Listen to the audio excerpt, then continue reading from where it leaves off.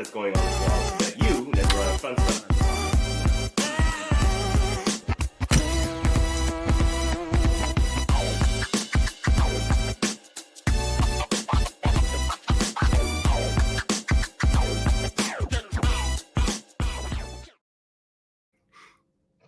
Boom! Welcome to Soul Brothers, to yet another episode together with my dear friend Eno and myself, Simon, where it's our job to throw you guys into the Solana rabbit hole and show you around in our exciting ecosystem. Our mission is to keep you up to date with the latest and greatest that's going on in Solana so that you never run out of fun things to talk about with the homies. And oh boy, are there so many things to talk about this week. What the fuck, Simon? Insane. Like every single night, I go to bed, I go up in the morning, and something crazy happened again. So in the past 48 hours, Solana went from new all-time high to almost down. When I say down, I mean the network itself. Like it almost died again. And we haven't seen that for like a year. And we literally printed a new all-time high, right? Like 24 hours before that. In the last 48 hours, we also saw the president of the United States launching his own meme coin. And then 24 hours later, the first lady launching her first meme coin into the market, and then both catapulting the Solana price into the sky, and also themselves into the sky. We saw the craziest on-chain token launch in history so far. And besides this, there's new things and products launching on Solana still, right? So there's just so much to cover right now. I don't even know where to start. But I think we should kick it off by just looking at where we are right now. Quick look at the prices, quick look at the macro environment, and then talk a little bit about what happened on Solana and why did we see so much traffic, and what did it do to the network, and are we good right now? I think those are some questions we shall cover. Let me pull up my screen right now for everyone who's with us here in the live stream. You can actually look at what's happening, and if you listen to this in the podcast, then yeah, feel free to also try out YouTube, where we also upload the videos.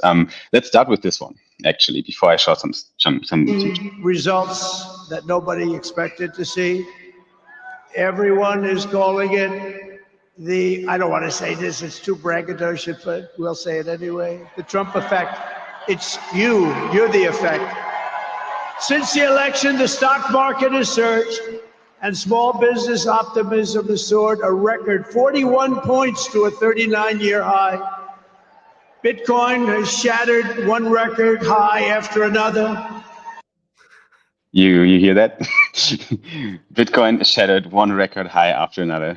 President of the United States one day before. Shattering records, shattering hearts. Just like my token, money for everybody.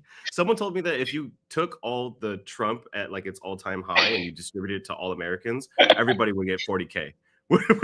Oh my God. That's just ridiculous. Let's check out what happens.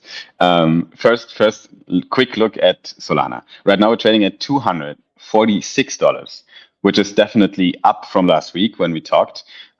So just zooming out, I always like to start from the macro view.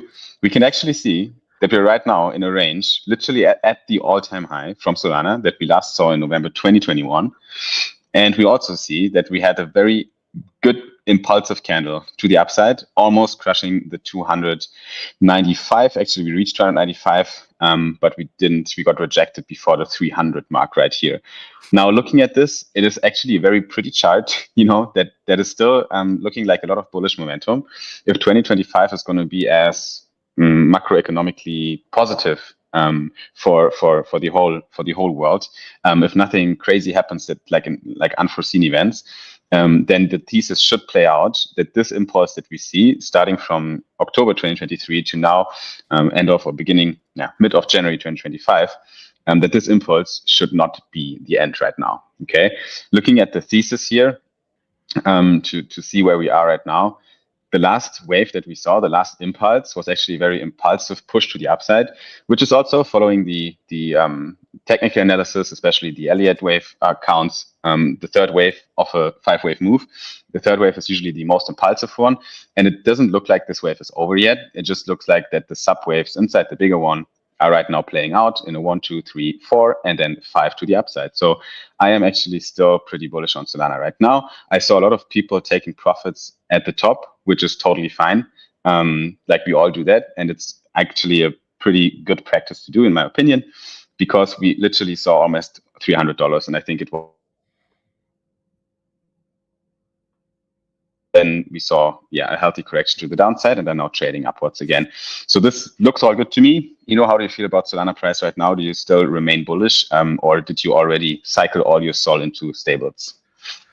No, I am still holding my soul. I am very, very bullish. There was a topic that we pulled out, but I'll just mention it very briefly. Trump has mentioned having a strategic crypto reserve specifically for tokens that were made in America. So whatever the fuck that means in this decentralized world. But Solana obviously would be one of the prime candidates to be in that strategic reserve, especially considering that's where he launched his damn token. Do I think it's actually a good idea for the United States to have a crypto reserve? If done properly, yes, but like can be fucked up in a lot of ways. So that does make me a little concerned. But if you're asking how it affects the price, it's very bullish. Should be good for crypto overall. And I think governments holding crypto tokens is something we as an industry need to keep maturing. It's not a bad thing overall, right? They can't kill us. They can't, centralize what we have. I think that's just too ambitious and too expensive for them to do. But they can have incentive and have a shared interest in this economy, in the crypto economy. And I think that's nothing bad, isn't it? I think it's not bad at all. But the only thing that needs to be worked out before you do something like that is make a very, very strict process for which tokens get into that reserve, right? Because otherwise you'll have everybody and their mother trying to shield the US government or like dictators around the world, people who just have 100% control over their country's finances, to like add some shit coin to the reserve. So as long as we can figure out a responsible mechanism and a review process by which, and hey, maybe Solana doesn't pass that review process for whatever reason, I'm also kind of okay with that. I just think it's better, especially when it comes to the money of taxpayers all around the world, that we be ultra responsible in such a volatile industry. So as long as we're keeping an eye out on that, good to go. And I think it is a good thing. Okay. Yeah. Sounds good to me. Is this going to make it into the reserve, My bags hope so. Is this valuable enough? So right now, for everyone who's listening to this, we're looking at the Trump chart, the real Trump, a token that has been launched over the weekend on a Saturday at 11 p.m., I think, Eastern time. Is that correct? There was some time in the evening in Eastern time that they launched this beautiful token, and it went up to 6 billion market cap in the first 3 hours. It went up to 1 billion volume in trading in this time as well. And while we are looking at the chart right now, we're seeing buy orders coming in for 14K, 13K. We're just like, it's just ridiculous how large these orders sometimes are. And if you think, oh, those are good buy orders as well right here, right? One guy, one wallet buying 20K, 20K, 20K, 20K, 20K, 20. I don't know what this is here, but this is almost $200,000, I think, that this guy bought into 40 seconds ago at the valuation of, attention, 61 billion FTV and a market cap of $12 billion.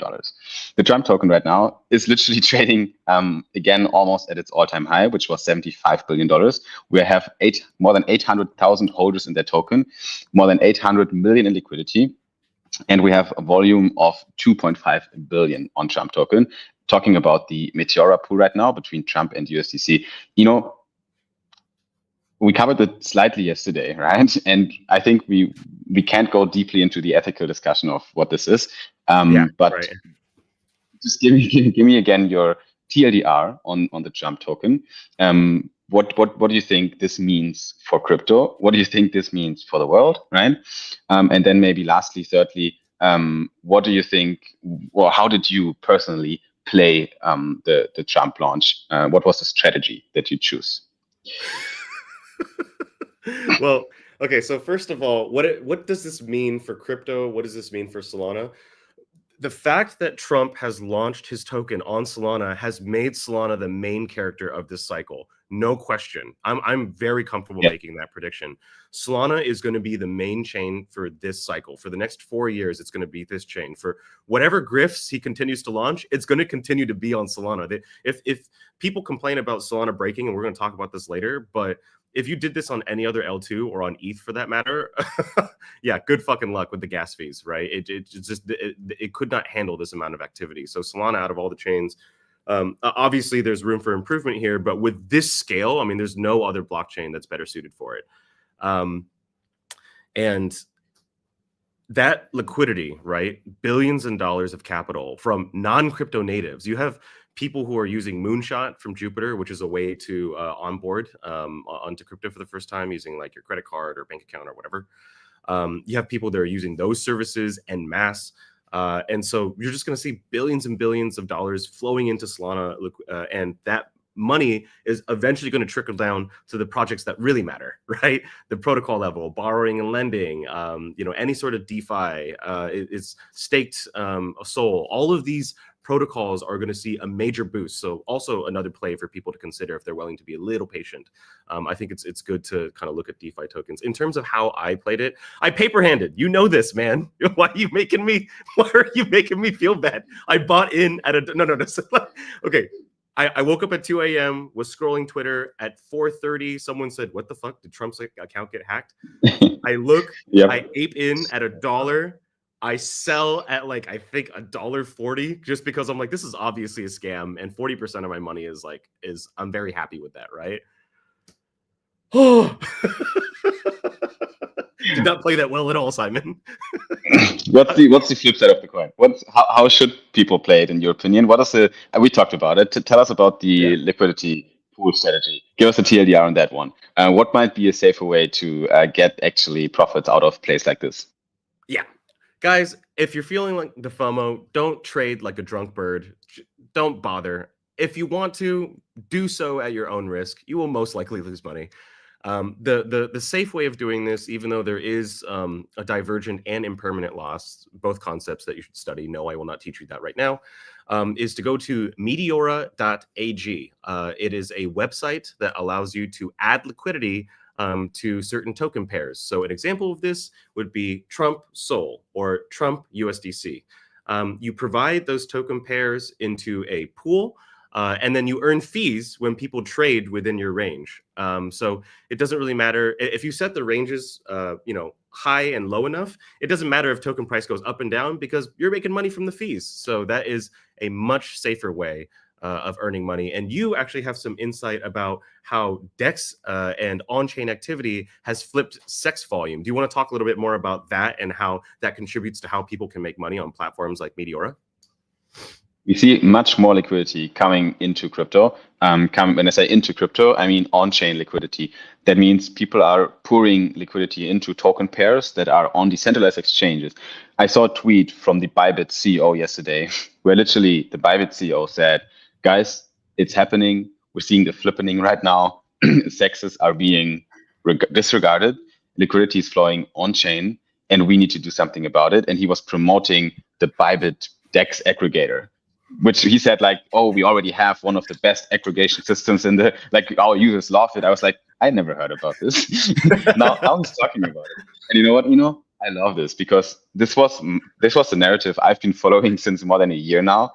The on-chain narrative, getting liquidity on-chain, getting away from centralized systems. We talked about it so many times already. And we as builders want to build decentralized systems because we believe those are the technical superior systems for fair economies, right?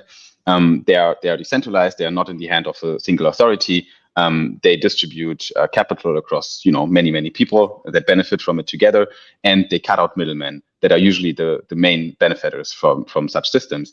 And then yet this industry, those builders, are moving their funds on centralized exchanges to trade the tokens of the projects that are themselves decentralized projects. The whole thing didn't really make sense, in my opinion, in the past couple of years.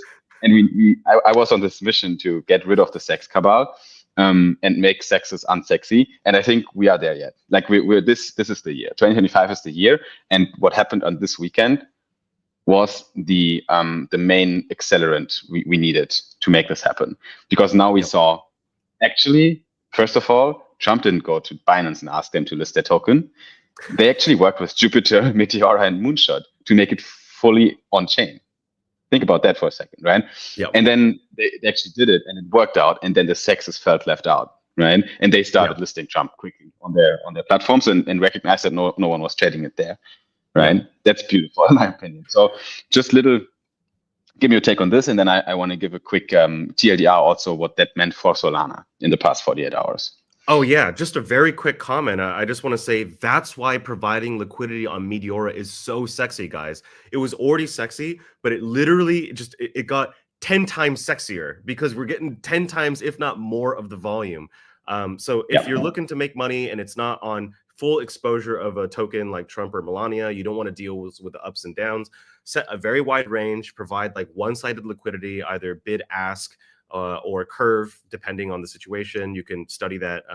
They have a great YouTube channel where you can learn all the basics of liquidity provision on Meteora. But that's why it's so sexy, guys. So much volume on Solana and Meteora and on-chain, and that money can be yours.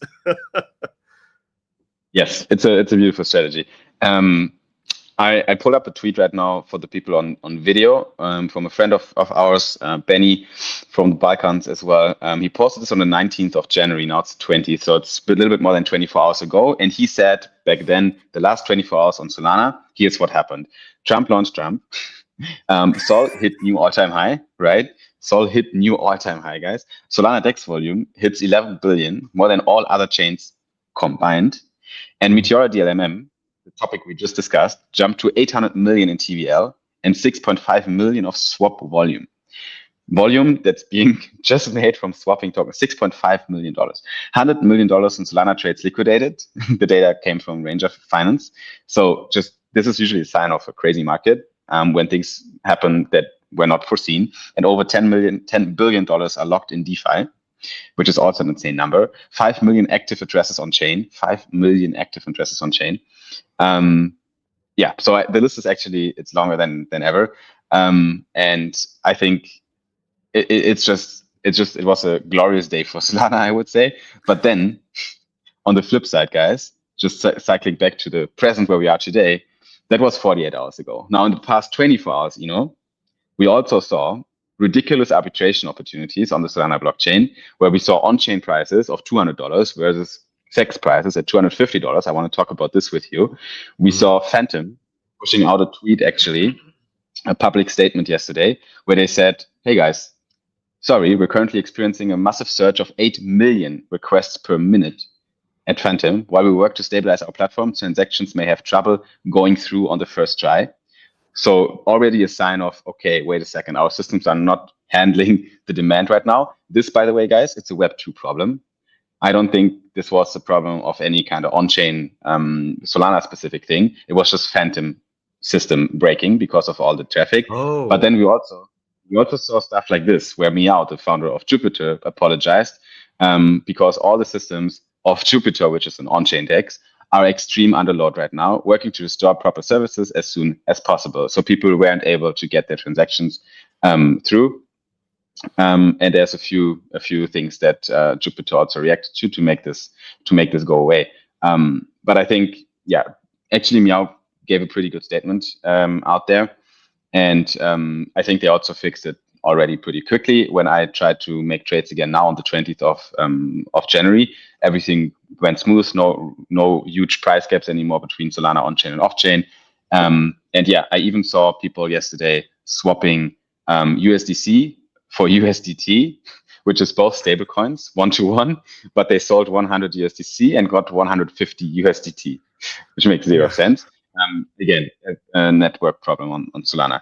Any takes on all these things, Yeah, I don't want to be generous here. Solana needs to do better. I read somewhere that 40% of the fees that were collected in the last bit, maybe about 24 hours, were from failed transactions, right? And I've had people in my chats, people who are just getting started in crypto or don't have a lot of money, and those failed transactions are very costly for people. We shouldn't forget that. Solana provides financial access to people from all around the world, including the emerging markets. And so to have failed transactions, constituting 40% of fees, that are incurred is absolutely unacceptable. So we need to do better there. The good news is that at Breakpoint, which is Solana's keystone conference every year, last year they did it in Singapore, there was an announcement of Frankendancer, right? So Frankendancer is kind of like the beta version of Fire Dancer. And Fire Dancer is, as I understand it, an upgrade to the network that would allow for an insane amount of transactions per second. And I'm not even... I don't want to quote numbers here. I know we've talked about this in the past, but yeah, it'll significantly improve performance. But it's been in development for 2 years. I know that the people at Jump and Solana are taking it very seriously. They don't want to put it into production until it's working without any outages, right? So a lot more R&D and implementation to do there. But yeah, we need some serious upgrades to the network, and there are real world consequences to the issues that we're facing, especially for folks who have less money.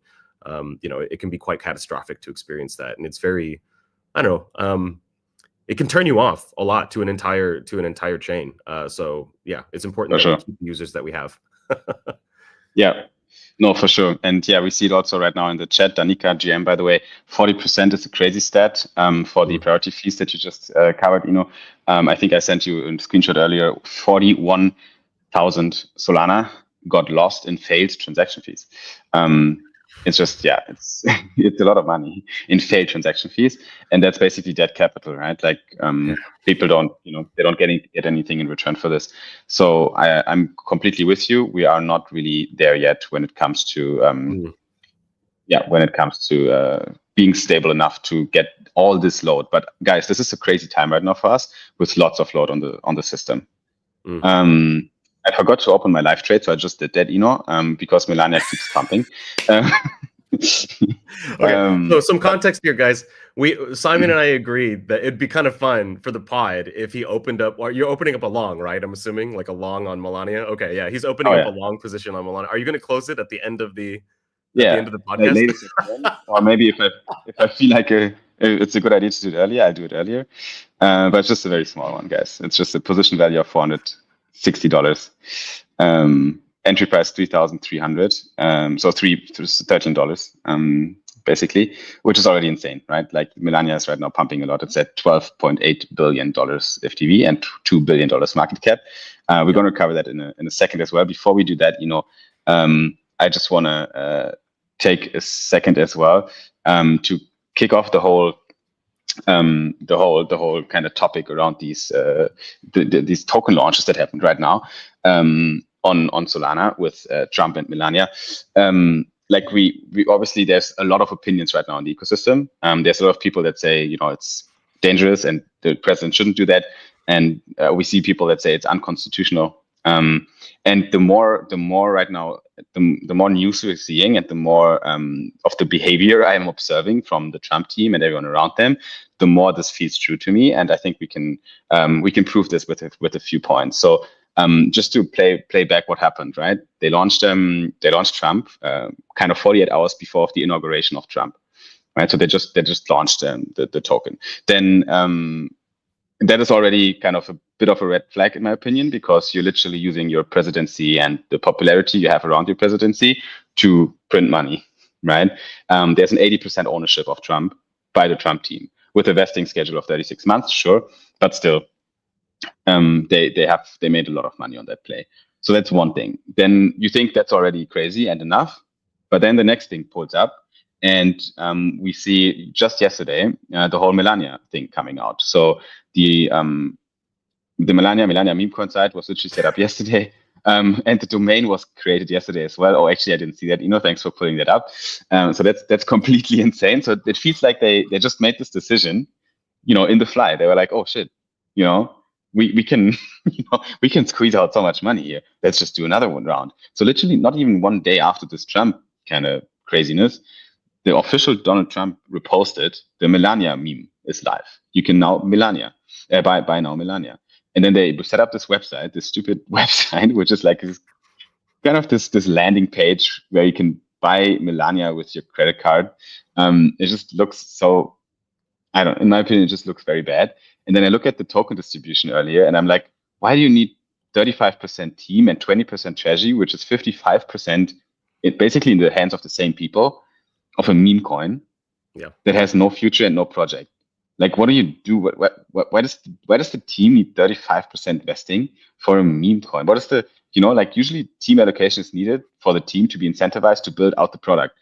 What the fuck is the product? So I'm just confused what this is. And I think the answer is pretty obvious.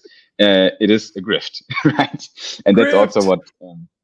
that's also what we see in the ecosystem from the people, like, unusual ways that they posted about, the domain was created yesterday, and one wallet has about 90% of the token supply. So it is a bit dangerous. And now, that's you think that's enough, right? You think like, okay, guys, we have a token of the POTUS, we have a token of the First Lady now, obviously all a bit edgy.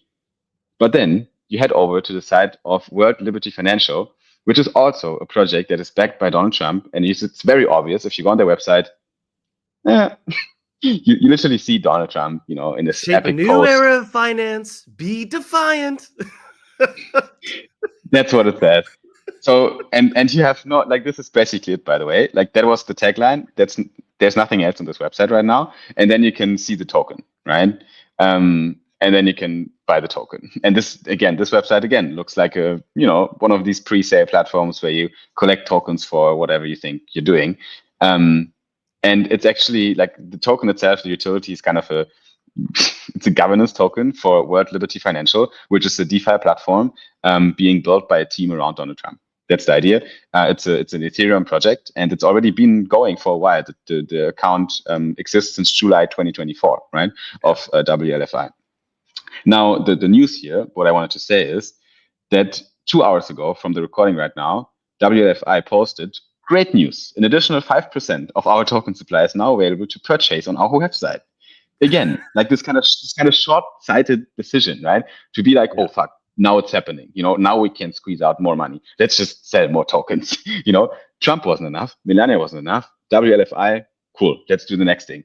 And then now you think, now you really think it's enough, right? Now you think, okay, come on, guys. Like, where does it stop? Can I do one more? Can I give you one more reason to be? Of course.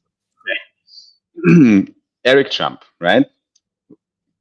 Eric Trump posted, the executive vice president of the Trump organization, right? Posted yesterday, wait until you see what they do tomorrow. And then, this is basically what happened yesterday already. You see a bunch of transactions where they just spent 20 million USDC to buy ETH at 3,300. And it usually, this kind of indicated already there's something happening on Ethereum. And it indicated, that the next play that they do is on Ethereum. And I think that was in preparation of releasing more tokens for the World Liberty Financial and providing liquidity and whatever they do. But like literally Eric Trump also announcing this, like the whole thing seems like the Trump cabal is squeezing out money from the crypto industry. Yep, it's true. It doesn't even stop there. There's you don't have to pull it up, but there's a Trump advisor, right, who was asked to show like a TikTok token and like a I think his own token as well. And then he rugged the pool, and then people were getting mad at him, like, dude, like you rugged everybody. And he's like, I didn't rug anybody. I'm just new to crypto. And it's like, you literally sold. And he's like, well, the price was going down, so of course I sold. Everybody would do that. Just like all the comments are like, are you retarded? That's ridiculous. Yeah, it is such a great time.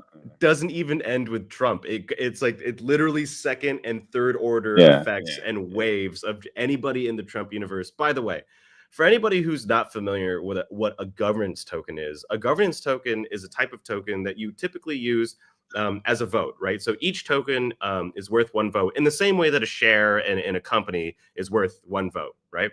So in a world where you have DeFi, decentralized finance, it's not centralized decision making. That's not one CEO. There's no one boss. There's no one person making these decisions for the organization, right?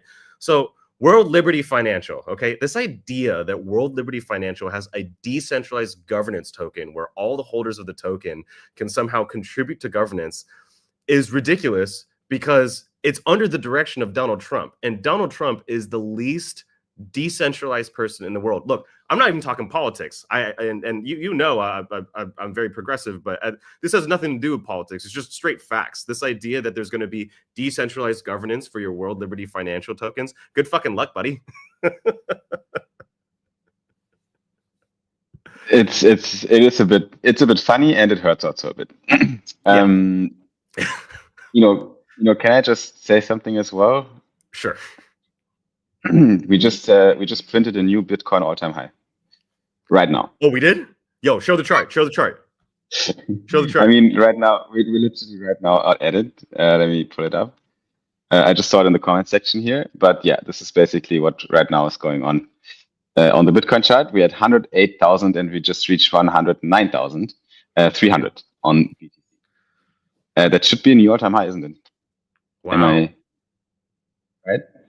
And yes. Like, this is really funny because yesterday we saw a lot of sideways. No, sorry, that's not yesterday. Yesterday we saw a lot of sideways action. We even saw it like a good dump as well. Like, it was not too crazy on the Bitcoin chart, while Solana yesterday was absolutely flying. So Solana was actually outperforming everything yesterday, and now it seems like Bitcoin is kind of coming back to it as well.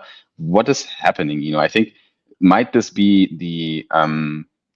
still the inauguration of Trump having an effect on the markets? Could be. I'm not sure, honestly. If this is what people are doing. What do you think? Man, there are millions of, if hundreds of millions of people around the world who have just gotten interest in crypto. They're completely new. They've never considered buying anything before, ever, right? Not even Bitcoin. But the president of the United States has a privilege, and that privilege is being the most powerful person in the world. It's a nickname given to the president, and it's true.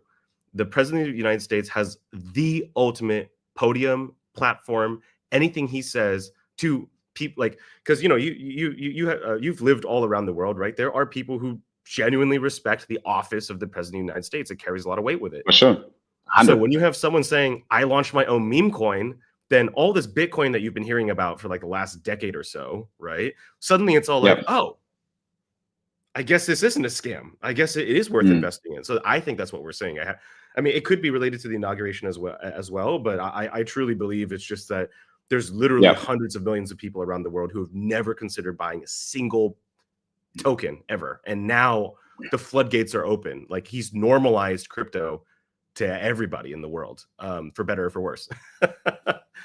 Specifically the way he's doing it, like, I'm not so sure, like, because if this dumps, right, like, oh my god, that's the FTX of the cycle. True. And the another funny story related to this topic, actually, trying to find right now, but I can tell you basically what happened. 0x Mert, the founder of Helios, is one of the key opinion leaders on Solana. Has a large following, and definitely his posts get a lot of recognition. He's a key man at Solana, very close to the foundation. And here's the funny thing. He posted something. I don't find the post anymore, but he posted yesterday that his dad called him up, and he was like, "Hey, son, you know about this Solana, right? Like, you know what this Solana is, right? I've heard you talk about it sometimes. I think we should buy something because Trump is advocating for it." and Mert just posted, because he was like, "My dad has no idea what I'm doing, by the way." He said, like, he doesn't know what I'm doing, but now he's calling me up. And now he's asking me to buy Solana because Trump is doing something with Solana, right? Yeah. That's all it takes. That's all it takes. They have literally no idea what's going on. But if Trump says buy it, Trump is the ultimate KOL. He's the OG KOL. He's the biggest KOL, and he just needs to. He's even crazier than Elon Musk, right? Elon did it with Doge, but comparison to what Trump is doing right now, Elon is a holy man.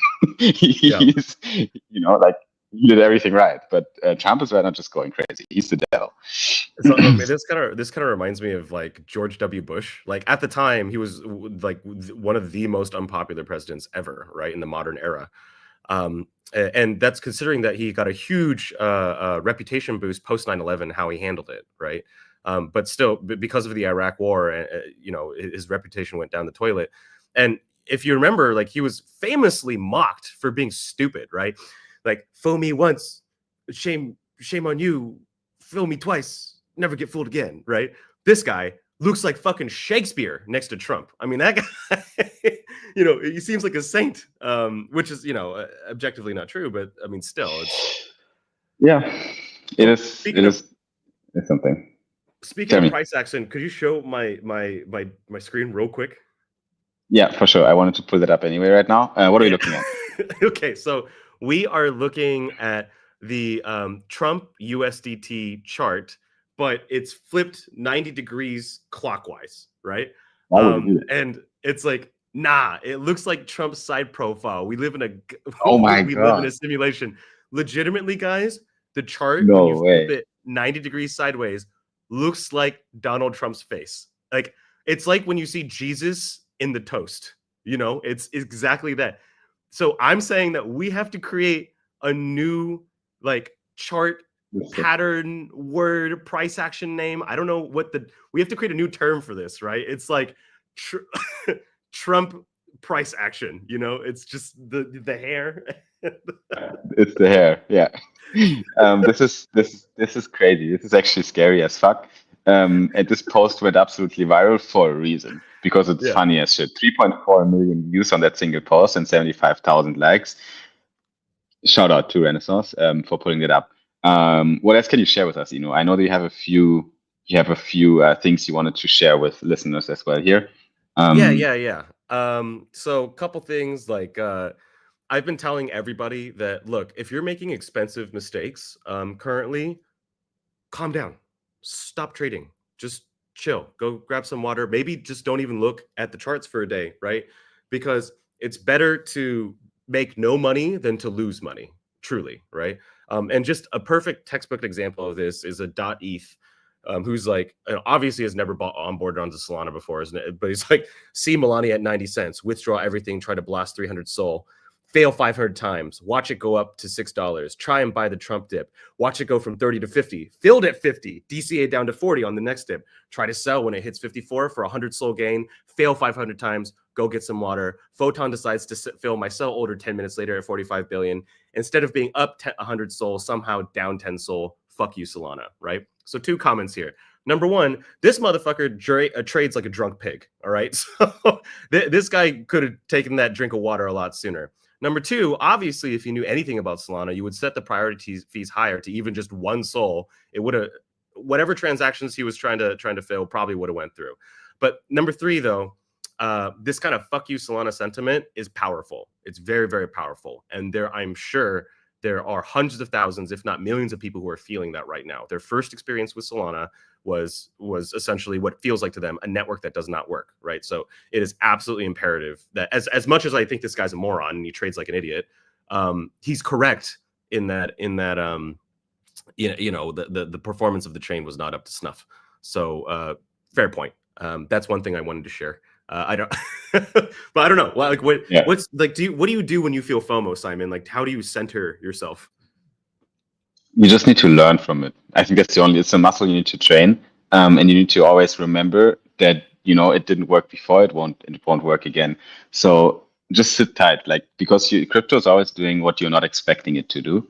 That's a great rule, by the way. If you decide to go long right now, then take a step back and be like, maybe I should go short. And just by asking that question, you will be like, shit, I have no idea what I'm doing right now. I should wait.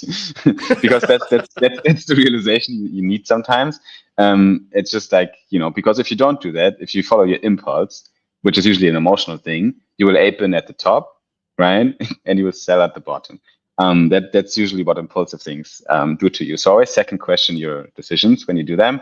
And then you will find out that either you have zero idea what you're doing, or you might want to, at least wait a second to see if you have some other feasible data that can help you to make a better decision, right? So anyway, it's always good to take a beat. Also, we've been talking a lot about crime is legal now, so I don't know. Is it time to bring Gary back, Simon? Well, this is maybe a good time. It was literally the last week of Gary Gensler, who was the chairman at the SEC for quite a while. How many years has this guy been in office? But it's been a while, and he's been a pain in the ass for the crypto industry since all the time. He tried to always, chase after tokens and classify them as securities, being a pain in the ass for a lot of protocols that just wanted to build a great product with a utility token attached to it. He was fighting against any ETFs that were tried to be released by a lot of funds for a long time, and it was a pain in the ass to get these things through. He was known to be one of the front men for what we know as Operation Choke Point, which was some sort of strategy on some government levels to scale down crypto and even kill crypto because of lobbyism and interests of other industries that don't want us to pursue. And he was known to support this movement as well. And it's not a conspiracy theory anymore. The Operation Choke Point was a real thing, and many people admitted they've been part of this. So this man is now he basically left on Friday. And the president of the United States launched his own meme coin on Saturday. I don't know what the cancer felt like, but he must be in pain right now. Or he just flew to some island and he's like, I'm out. I tried hard, but I'm out. Because honestly, this post right now is actually not a bad thing. Like Ash Crypto says, I think we all need to say this. We are sorry, Gary Gensler. You were right. Our space is a joke. I find it tremendously funny. And I think the answer is somewhere in the middle, right? We don't need to be able to do whatever the fuck we want. I think it is questionable what's happening right now. And I think people like Gary were a great counterweight to it. I'm really sorry to say that, but I think it is good to have people on the other side fighting for whatever cause they have, and then have the extremists on the other side, which are us, right? Fighting for our good fight. And then somewhere in the middle, we meet each other and build a system that is a compromise and works for everyone, which is usually some regulated framework, especially in the financial industry. So with a grain of salt, I have to say, bye, Gary. I'm happy that he's gone. It will be good for crypto overall, but it also means that crazy things like this right now have a easier way to progress. It is what it is. Yeah. This whole consumer protection angle that Gary was always playing seemed kind of dumb, because it's like, it didn't really feel like consumer protection. It was more kind of like, I need to put heads on my wall, right? And that was my main problem with it. It's not even like, I mean, and like some percentage of the cases taken on by the SEC obviously were instances of fraud, right? So like, good job on those, Gary. But on the whole, the biggest cases that he was pursuing, like XRP, for example, trying to get it classified as a security, he did more harm to investors than XRP did, right? Just by going through a contracted. I mean, in fact, I wouldn't even just say that about XRP. I'd say there are multiple projects that Gary has targeted that killed the project and hurt investors more than if the project was just allowed to do their fucking jobs and work and build something cool and essentially build up value for their utility token over time. So it just, I do understand your point about balance, and I think it's a very good point, and I wish more people thought like that. The world needs balance, and it means that you need people representing different sides, but also fuck Gary. Perfect, And then to segue very smoothly into the next topic, I want to pull up a tweet from DeFi Ignas as well right here, and I'm going to read it out. Bearish on Trump, bearish on Melania, bullish crypto native assets and memes. The market realized Trump and the team are grifters. We sell their trash and buy our own bags. The wealth outflow from crypto natives to Trump team can stop now. Back to building. I think this post was actually beautiful, I have to say, because the both of us are experienced builders in the crypto space. We are building companies, we're building crypto products. We believe in the technology that's underlying all those systems, and we're having fun looking at these memes, and we're having fun looking at what's happening in the world and what people like Trump are doing to crypto. But we're here for the long term. We're here for the products, and all we see right now is so much noise. And I think that's what it is. And people should realize that this right now is so much noise. Do your thing. If you see someone putting 1 mil in Trump and getting out at 20 mil, fine for them, right? Take a step back and chill. This is not possible for everyone. There will be one person in 1,000 persons that are able to do a play like this, and get a 5,000x on something in crypto. But the technology can change shit, and it can build the next era of the internet. And I think that's where we're here for. And the same way then the Trump NFT cards, I don't know when that was, faded away within a week. The same way this stuff here is going to go away at some point, especially at a time right now where attention is so scarce and goes from 0 to 1 and 1 to 0 within a couple of days, right? Everyone talked about Trump 48 hours ago. Everyone talks about Melania right now. What the heck? So I think it's gonna be easier looking forward if you really focus on the signal, which is projects that have a long-term place in the world. And we have not seen altcoins outperforming the overall market yet, and there's so much opportunity still in that sector, in my opinion. Any opinions on this, Eno? Yeah, I mean, this is definitely not my first cycle. So for people who haven't really experienced having money on the line and things going crazy, my favorite quote on this is "Pigs get slaughtered." I remember trading GME back in the day, and it was that feeling of like, but I can make another 20%, I can make another 50, and then you set a number to yourself and you tell yourself like, oh, it's gonna go up another 20 or 30 or maybe even 100, right? Stop. All right. Pigs get slaughtered every single time. And just when you think, oh, GME, well, that stopped because they stopped the buy button, right? And then you think the solution is on chain, right? And you go like, well, they can't turn off the buy button on chain. Well, guess what? Then you get network congestion issues. There are a million ways that you as an investor will get fucked. I promised you. It doesn't matter what you think you know. It doesn't. There are so many new things that like. God forbid, but like some key person gets hurt tomorrow and it crashes the price of something, right? So it's just the world is unpredictable. The updates are constant. So if this is your first cycle, I implore you, try to play it a little bit more sane, take breaks, don't get too excited. If you find yourself changing when you want to sell out, probably a good time to sell, but not financial advice at all. I'm just begging people to not get so greedy this cycle. Be bullish, but really the true work and the only reason why any of this shit fucking matters is because Simon, builders like you and I, we meet in places like hacker houses as well as founders villas or like places where we meet up. And the reason why Trump launched his meme coin on Solana is on the I'm not saying it's because of me or you. I'm just saying it, but it is on the backbone of solid product and fundamentals, right? We have a vibrant ecosystem which attracted, let's say, people who wanted to do borrow and lending, attracted people who wanted to do NFTs, it attracted people who wanted to provide to trade meme coins, it attracted people who want to do liquidity provision. These are the fundamentals that have made Solana not only a solid investment, but a beautiful ecosystem to be in. So I say this every single pod when you ask me about price, right? I'm like, I don't care, because what really matters is that we build product. And we're euphoric right now, so I feel vindicated. I'm gonna dance a little bit, you know what I mean? Dance on these bitches. But at the end of the day, meme tokens, who gives a shit? Sorry. It's true, and it is still something that we have to cover to an extent because it's meaningful for the chain. Like the whole happenings in the past 48 hours, they put a lot of pressure on the systems that we have built as builders, and that will make our products be even better and ready for mass adoption, for real utility, decentralized finance on chain, decentralized data on chain, all these beautiful systems. So while we're at it, while we're talking about substance right now, let's talk about what's happening on Solana besides memes and besides price action. Anything exciting that happened in the past 7 days, that you want to share with the people? Oh, absolutely. So many new updates. Thank you very much, Danica. I know being level-headed is very boring, but I promise you'll make more money that way. Good point.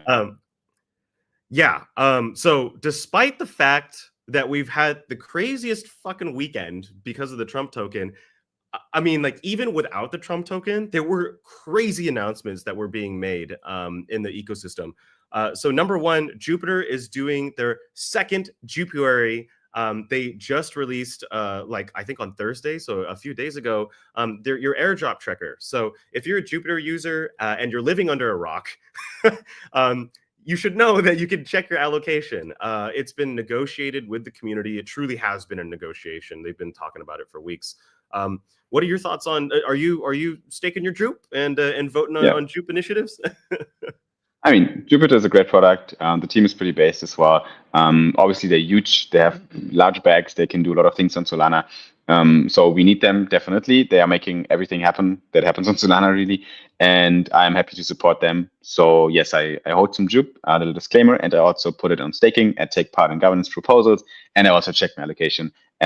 They came up with a tiered system as well, so they put different tiers into their airdrop eligibility checker that are based on your activity on Jupiter. So people that are trading perps on Jupe can be classified in tiers. People that are doing swap actions can be classified in tiers, and also people that are active in the staking of Jupiter can also get an allocation. Then was a separate allocation for just, they call it good cats, basically community contributors that are adding value to the ecosystem by helping out on Discord and so on.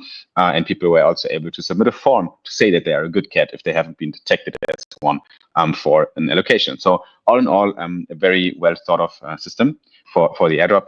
The checker went out last week. People already connected their wallets. They were able to set up a profile with Jupiter, something that was here and there also discussed in some chat rooms, as I see, because you were able to add some social accounts and so on to your wallet. You had to actually to create your profile. Now the question is, when claim? What do you think happens next for the Jupiter airdrop, the Jupiter, and when can people actually claim their tokens? So I am in Turkey right now because I'm going to be hosting Catstanbul, which is Jupiter's first ever conference. And even I, as a member of the core organizing team, have no fucking clue. I think that the Jupiter team is putting out literally 1,000 fires at the same time, and they're trying to push towards an airdrop date. I think this is purely conjecture. No one's told me shit. But it seems like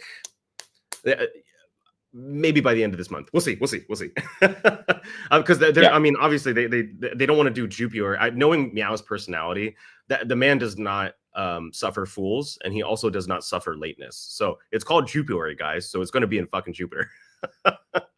in January. Whoops. it's gonna be on Jupiter. What? Fuck. Yeah, it's gonna happen on the planet Earth, but in January, guys. So that's the latest on the Jupiter. It's been so long weekend. For real, I have not slept well in the last 3 days. Like my brain is so fried right now. I feel so ADHD right now. Tell me about it. But there's a second big topic we need to cover. There's a second big topic that came up in the Solana ecosystem, and I'm super excited to actually look at this because I didn't check out the results yet. What happened with the Solana AI hackathon, and what are the results? Yeah, so we recently had our first Solana AI hackathon, and it was organized by our very good friends Yash as well as Irfan. And what they did is they cobbled together this AI hackathon within, I believe, 48 hours. Maybe it was 72, but either way, insane. And the results were judged, I believe, with a mixture of real judges and AI, right?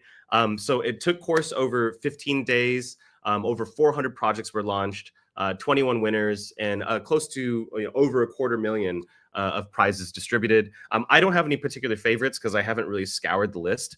But if you are looking for good opportunities in Solana, specifically in the AI area, this might be a tweet that you want to check out, the hackathon winners for Send AI. For the main track, it looks like we have Ask the Hive AI. I don't know who they are, but you want to check them out, Simon? Sound cool? Sound cool to me. Yeah. Ask the Hive, grand winner, place number 1 at the Send AI hackathon. That makes sense. Okay. I've seen the narrative. Simplifying DeFi through composable on-chain AI agents. I see. Right. So basically, they help you to navigate the centralized finance world with having agents do that job for you. So I think there are some good posts here where they describe the user flow as well. I guess you put in money and they do the magic. That's basically what it should be like, right? Yeah. I want to see what the performance of this is, but this would actually be very, very cool. That's dope. Yeah, I mean, why not? Like everything it is so logical, right? Like this is all computers, all these protocols like Radium, Orca, Meteora, all the DeFi protocols, Camino, Lulo, and so on. Like everyone's executing smart contracts. And smart contracts are code, and code can be read by machines, and agents are machines. Why do humans have to maneuver and execute these contracts and click buttons and interfaces? Like we shouldn't be the ones that do that. We should have agents do that job for us. They just need a mission from the human, a direction, what to do. You give them the task and the mission and the ultimate goal, which might be value accrual or profit, maximum profit on chain. You give them the capital that they need for that and a sovereign account, a crypto account that they manage over with the private key ownership, and then you let them run. And I think what the Hive is trying to do here, without having dive deeper in their docs, is to basically make that world happen where you instruct an agent to do the DeFi job for you, and he will find the best path to maximum profit. Makes a lot of sense to me. That's amazing. It's basically the ChatGPT-ification of DeFi, right? So, ChatGPT was so revolutionary because, you used to have to put up 10 tabs on Google to try to find an approximation of the information that you were looking for. But, ChatGPT would tell you explicitly what you were looking for, synthesizing the information and having it, human readable in a way that's just like instant. So this kind of feels like that. It's even more. This also has agency, right? Like this is ChatGPT with agency, means that it can also execute the mission that you give it because it's an agent. So that is the next level, right? That's the whole agentic kind of picture that they're trying to draw. Make me $1 million. That's the mission, Simon. Why wouldn't that be the mission? Right. I think this is genius. So pretty cool. Like, congrats to the winner. The Hive, ask the Hive_AI on Twitter if you guys want to check them out. Pretty cool. So the Cent AI hackathon is concluded with that. Also shout out to Cent AI, to Irfan, to Yash, and the whole Cent initiative for helping Solana out by helping builders in advanced technology. Actually pretty cool. Yeah. One thing I wanted to mention as well here in the while we're at the news section, by the way, just quickly, because while we're at it, I know it's my own project, but we also launched our eligibility checker. So Solana ID also made a big announcement last week. Obviously, Jupiter and Jupiter is the much bigger beast here, but we also put out an eligibility checker, with a pretty unique twist to it, because obviously we do it based on the solid score, which is a score that we calculate on top of the footprint you leave on chain. So people can also check that out at airdrop.solana.id. And now, to close the circle, there's an allocation inside of the eligibility here for Cent token holders, because we have a partnership with the Cent project, and there's a token which is called Cent as well. And we wanted to give back a little bit to the Cent community because we want to help builders build. So we decided to everyone who holds more than 200,000 Cent tokens, that they will have eligibility also for a solid airdrop. And 200,000 Cent tokens are quite a bit of money. So it's not a lot of people, but it's quite a chunk of our allocation. So the Cent allocation is actually pretty juicy per person, not going to lie. Just wanted to also give the people that reminder as well. But let's now circle back, to one more topic I wanted to touch on as well.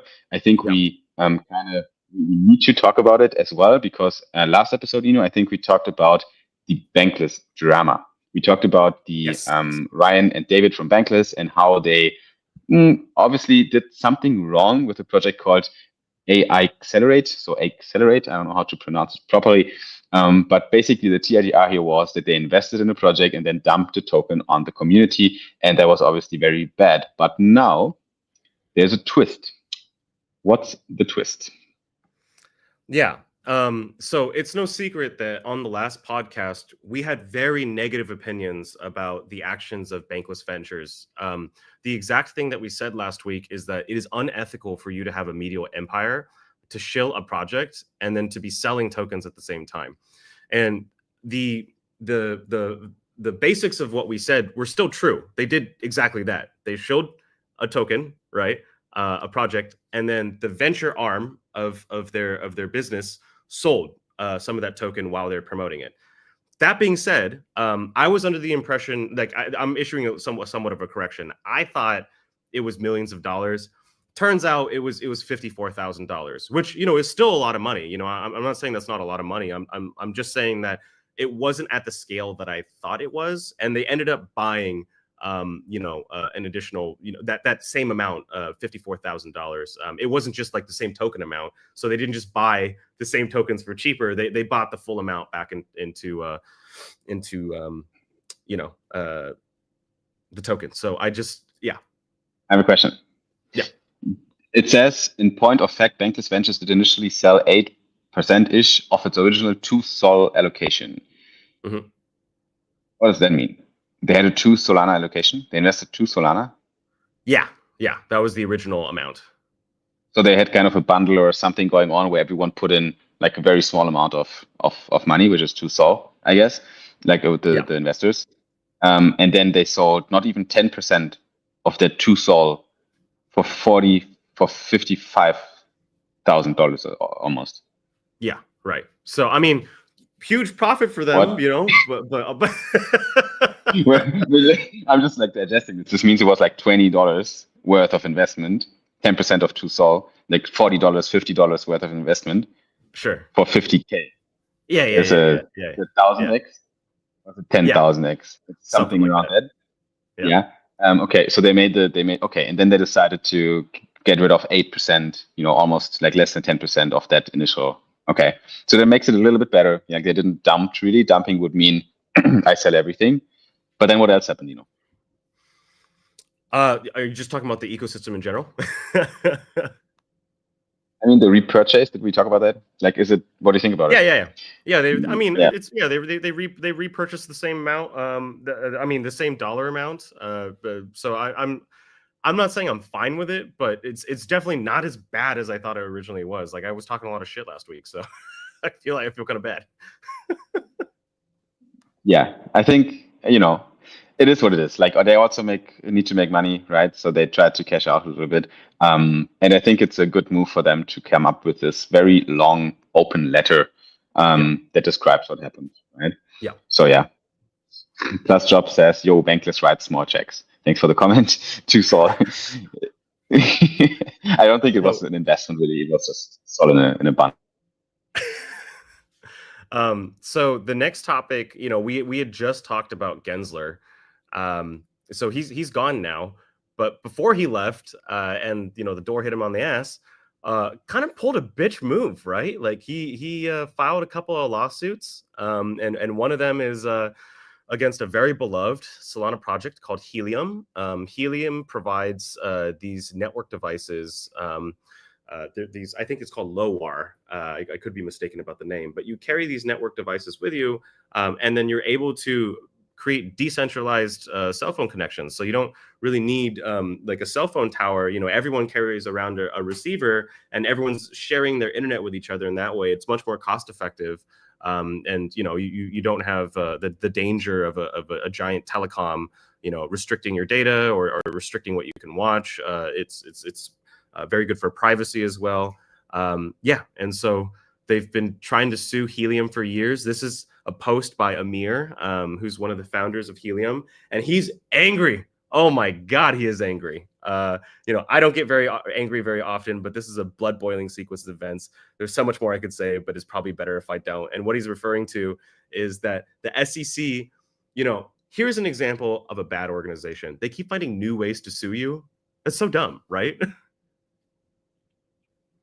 But this is like they never sued Helium, did they? This is the first time they go after Helium. HNT. Well, so they never sued them, but they've been investigating them for a number of years, right? And it was always for different reasons, right? So claiming that they defrauded their Series D investors, claiming that the coverage map that Helium provided was fake and it's not really decentralized, claiming that our cellular radios are not really cellular, right? So this is what I mean by witch hunting, right? It's not like what's up? What do you think about it? Like, what do you think is let's get a little bit let's make some assumptions here, and have some free opinions on this topic. Usually, in my opinion, these kind of strategies on a legal level happen when there's some sort of interest in these initiatives by certain groups of interest that want to kill the business, right? And how can you kill the business without doing anything against the law? You use the law, you leverage the law, and pay lawyers to find anything against that business. So conspiracy theory right now here from my side. Helium. What is the threat that Helium puts out? To whom does Helium put a threat out? Maybe to mobile networks and data carriers that are providing coverage at a large scale.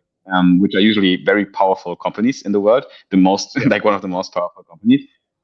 if that's if this is a threat to them, they might be inclined to pursue legal actions against that threat. Just a theory, right? I have no idea if that could be. So my counterpoint to this, even though it sounds plausible, is that Gary was the chair of the SEC, and the SEC doesn't give a shit about networks, right? Like, it's just a completely different sphere of influence. Now, maybe we find out later that Gary accepted some money from telecom lobbies, and that could be something. But just from my perspective, kind of looking at the structure of the government and what Gary's incentives are, unless he was paid under the table, it would just be. There would have to be some sort of backdoor deal, just because from a structural level, it wouldn't make sense for him to give a shit about what happens to the telecoms. I agree. But yeah, I agree. But I mean, on another topic, by the way, I don't know if you are aware of this as well, but did I close it already? No, it's here. Gary Gensler still thinks that XRP was security in last SEC filing. Outgoing Security and Exchange Commissioner, SEC Chairman Gary Gensler, has filed a document that will probably be his organization's final lawsuit against the crypto promoter. Like they've been doing this since a while with XRP, but now in his last week, besides going after Helium, he also seems to have more opinions on XRP, which he tried several times already. Obviously now XRP surged in price, so I guess again there was probably something he wanted to address before he leaves office. But then to top it all up, I don't think anything is going to happen to Helium. I don't think anything is going to happen to Ripple. And Trump just launched a meme coin. So, Gary, I'm sorry, man, but your mission failed. Dude, I swear to God, they could be dragging Gary to like a mental asylum, and his last words would be, XRP is a security. I told you so. Yeah. That might actually. I swear. Okay, this is kind of fucked up, but like, that's gonna be on his grave for sure. XRP is a security. He's gonna. It's just someone's gonna spray paint that on his fucking coffin. I swear to God. Yeah, it's true. But this man doesn't. He's relentless. He is relentless. Shall we cover one more thing, or do you think we covered enough for today's podcast? I think just one last thing, because it does have huge implications. And as you said, there's so much noise right now. And sometimes we forget that there are real developments that are happening on Solana, stuff that actually matters that we should be paying attention to. So one of them is a law firm called Berwick Law, and they are in the middle of preparing a class action lawsuit against Pump.Fun. And how this lawsuit got started, I shit you not, was an investor who lost, I think, I don't know, maybe like $60 on Peanut. Peanut was a beloved squirrel from the state of New York who was euthanized by the New York state and became a conservative Trumpian symbol of government overreach, right? And so that token became very popular. People were buying it as kind of like a fuck you to the Biden administration and also the state of New York for killing this beloved squirrel. And an investor lost money on Peanut, and that snowballed into Berwick Law filing a lawsuit against Pump.Fun. Pump.Fun is a token launch platform that allows you to launch new tokens without having to put any money in, right? Or any serious liquidity anyways. So yeah, I don't know. I don't really like Pump.Fun, but I can't deny the obvious effect that meme coins and the benefits that meme coins have had for DeFi, specifically borrowing and lending and perps. So yeah, I don't know. What's your take on a class action lawsuit against Pump.Fun? It's such a US thing to do, right? To file a lawsuit against someone because you lost $60. It's literally peanuts. The guy lost peanuts on peanut. So I'm sorry for the pun, but it's hilarious. So I think that in its own is just ridiculous. I don't think that should be feasible. Now it is on the table. We can't neglect the lawsuit.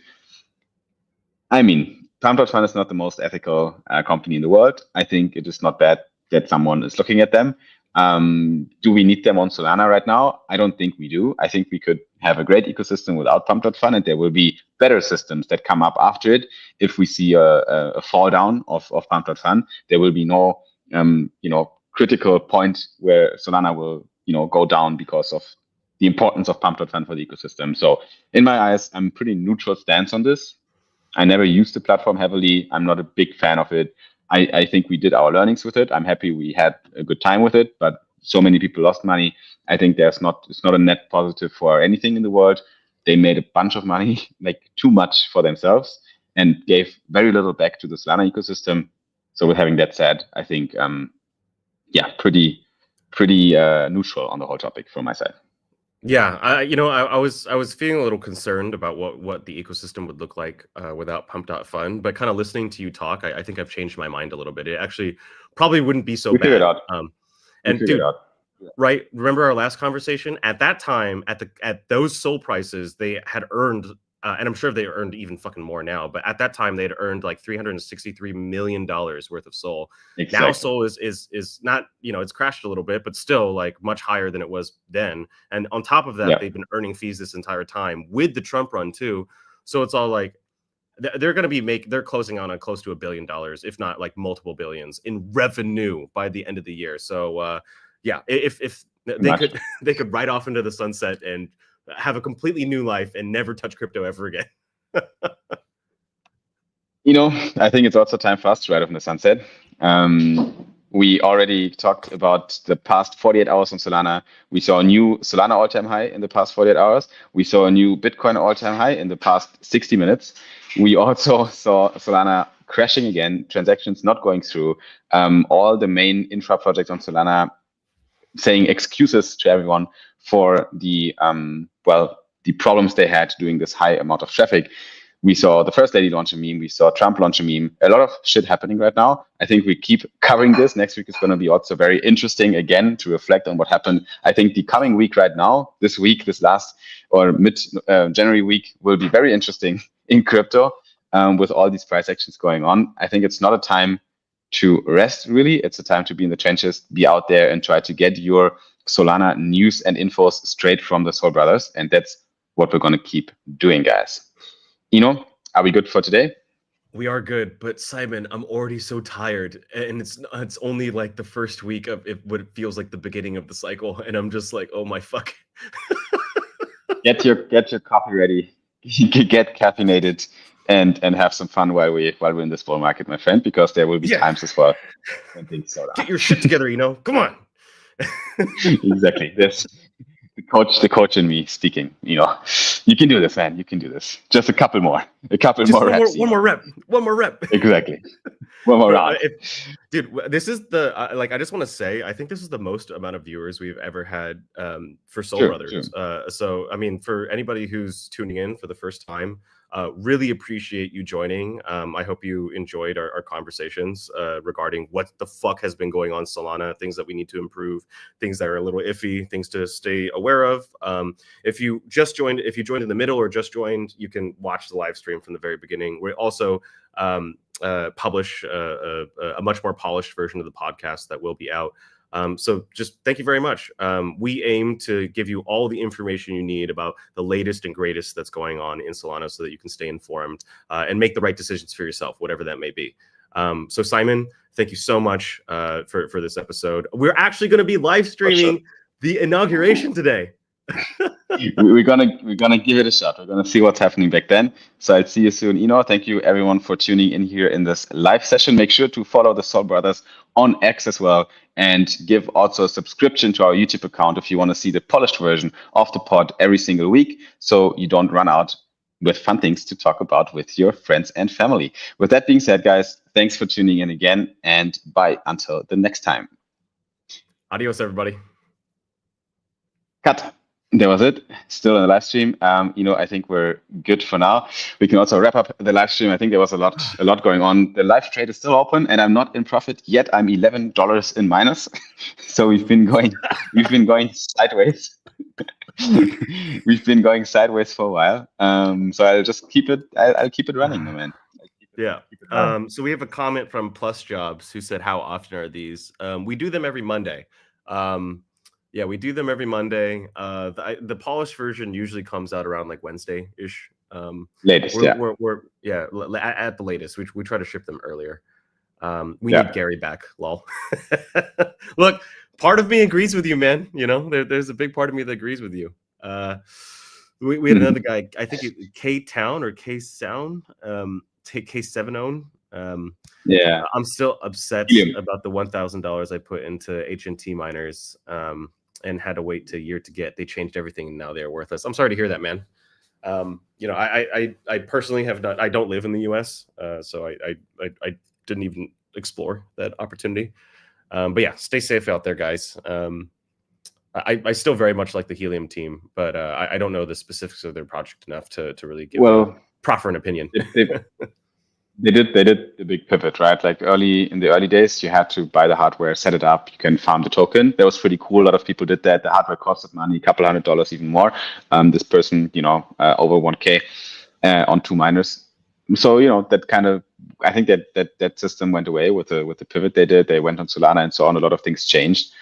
So I think they're building a dope product, but they did some decisions where some people were left out, right, and had to They should have more than enough money it. to make those people whole, though. Yeah. Like, I mean, that's the right business decision. Is like, if they have a fucking token, right? Like, if they have enough in their treasury, like, certainly they've earned enough in their treasury to make their users whole. So, I mean, I'm not going to tell them how to run their goddamn business, but from my perspective, it's all like, yo, if you fundamentally changed like the structure of how Helium works, and you screwed over a few people, then make them. Yeah, that's usually what we do in crypto, right? Like, we give back to the community if something happens. Anyway, Crypto Governor, thanks also for your take. Well-detailed breakdown and analysis. That's what we're trying to do. Give you the most distilled version of what's going on in the ecosystem, and it's a lot right now. So yeah, I don't know what today is going to be crazy still.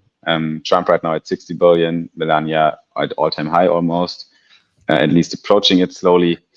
Bitcoin at all-time high. Solana keeps pumping. We just crossed $260 again.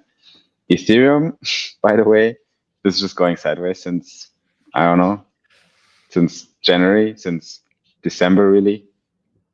Like, it's just doing nothing. It's kind of, I told my dad to put his Ethereum in Solana like 2 months ago, but he keeps pushing it like, yeah, I'll do it.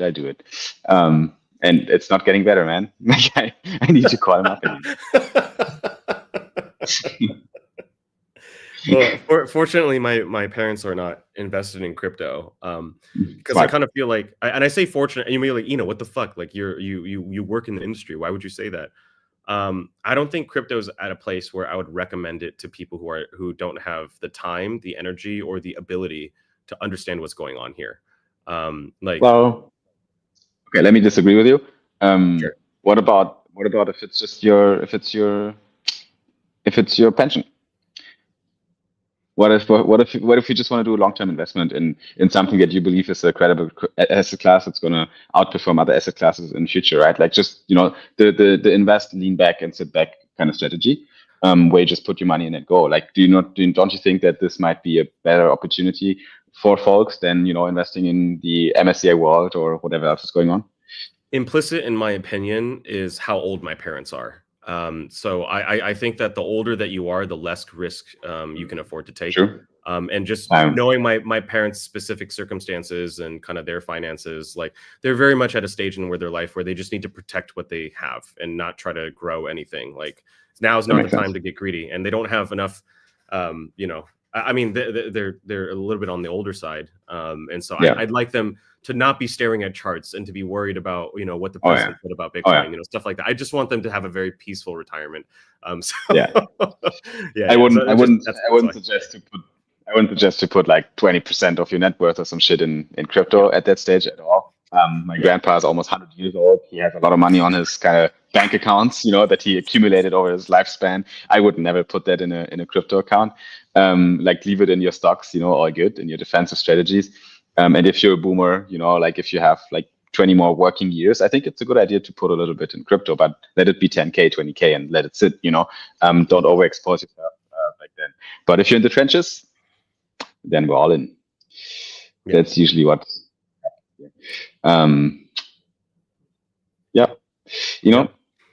Let's call it a day. I still have some shit to do, so I'll see you again. I'll see you again, my friends, and everyone who's in here still in the live stream. I'm gonna click the end button right now. Jan, by the way, peace out. Yeah, I know he would sell Bitcoin to his parents. I know that, Jan.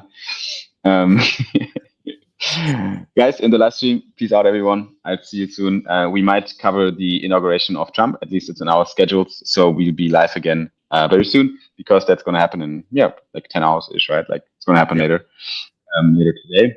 So we might cover this as well right here on X and on YouTube. Until then, peace out, everyone. Take it easy, guys.